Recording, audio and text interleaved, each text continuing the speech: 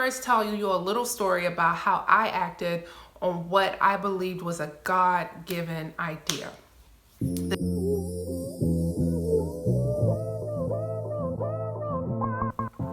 Today I want to talk to you a little bit about how to know if that is a God-given idea. Now, I don't have the recipe to tell you if it's a God-given idea, but what I do know is how you can find out if it is a God-given idea, and more so, how you can act on that God-given idea.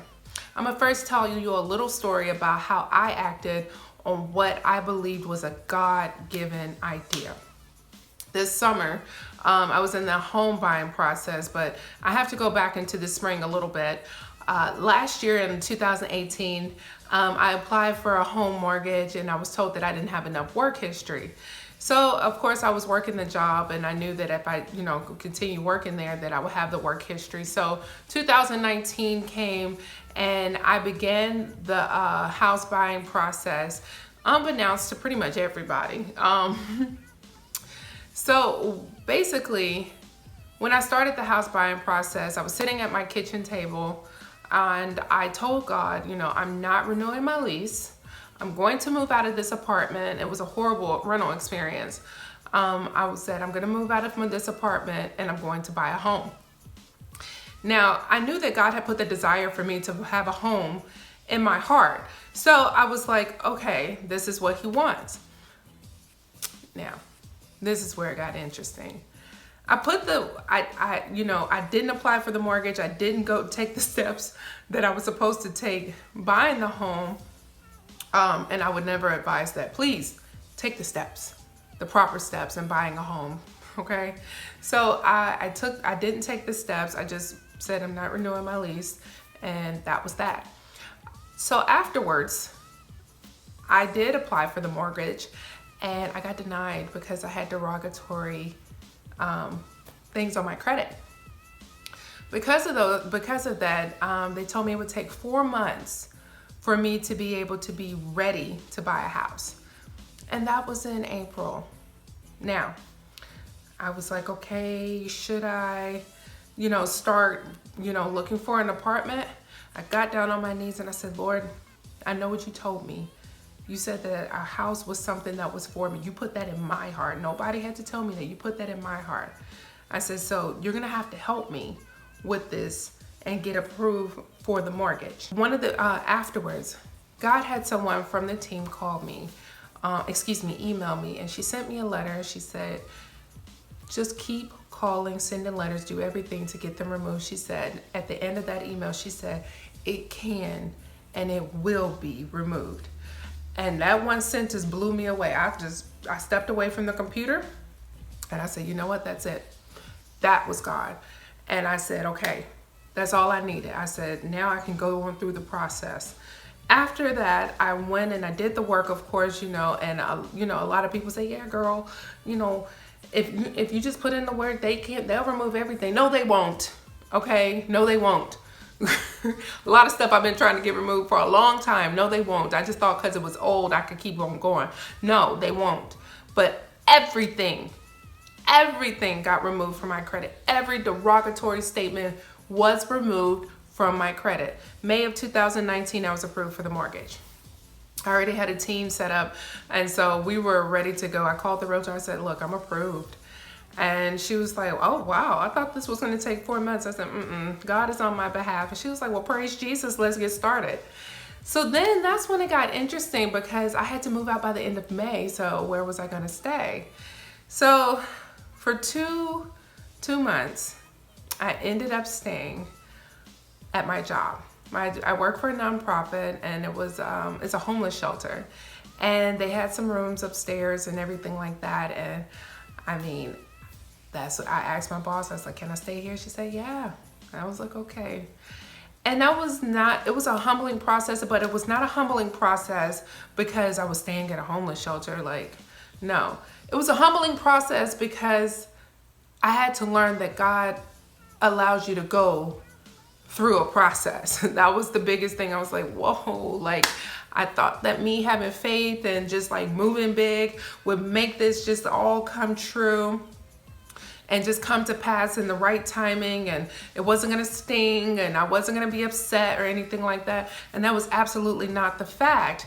I had to hit my knees more times in that season than I did any other time, because it was like, yo, I just did this, like, and people were making me feel so stupid. You know, my mom was like, you're where? You know, she was like, can you please just go get an apartment? And you mean, of course, I could just go get an apartment, but I was sitting there, I was like, no, I know what God told me, and he confirmed it when he told all the derogatory statements were removed. So I had that, off of that little bit of thing of well, it wasn't little, but off of that one piece, I just knew I was going to be in a home by the end of summer. So I was like, okay.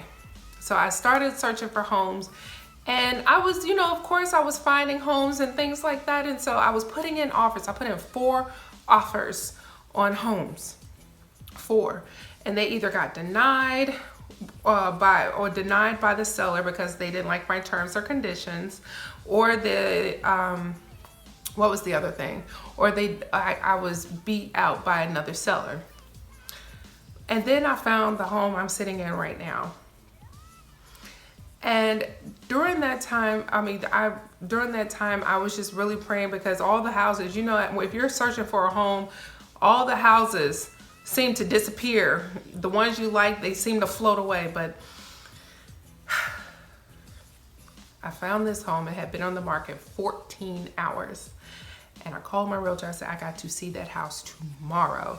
And she was like, okay. She was like, what about the other house? I said, that has to be the first house we see tomorrow.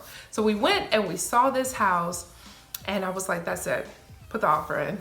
She was like, wait, what? I mean, it doesn't have everything you put on the list. I said, this is it. Put the offer in. She was like, well, let's at least go look at another one. I was like, Karen and her team are amazing. I was just like, Karen, all right, let's go look at this house. We walked to the house, and as soon as I drove up, I was like, this is not it. And we went. She was like, you really don't want to be here. I'm like, mm-mm. I went in. I was like, okay, can we go back to the other house and put the offer on it? And she was like, okay.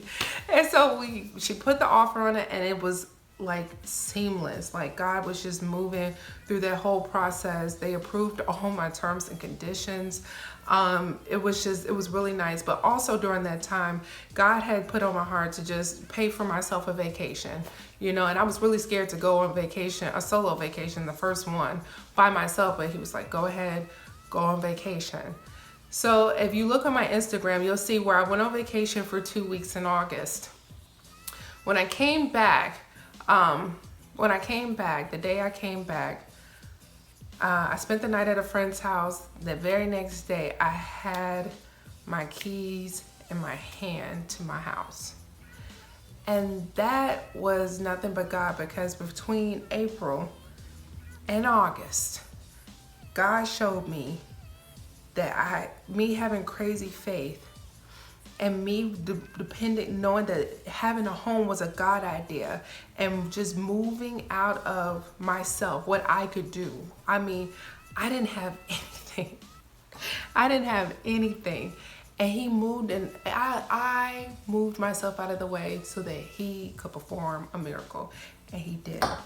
And I'm sitting here right now in the miracle. That's the reason I'm like, 40-day prayer challenge, let's have it, because I'm ready for the next miracle. I want to see God move. I am willing to move out of the way and watch him move, because that excites me the most. How are you seeing God move in your life? How are you seeing him move? When is the last time you've seen him move? You know he can do miracles, but have you seen it? Are you allowing him to? Are you able to sit down and pray and be quiet to allow him to give you the idea so the miracle can come? These are the things that we're praying about this week. We're praying about, is this a God-given idea, not an ambitious idea? And if so, let me step out of the way and give you room to reign, God.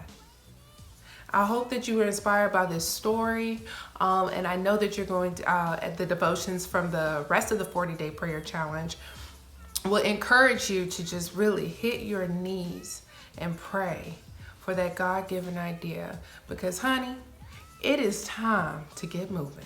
And it's time for me to go. Love y'all. Bye. See y'all tomorrow.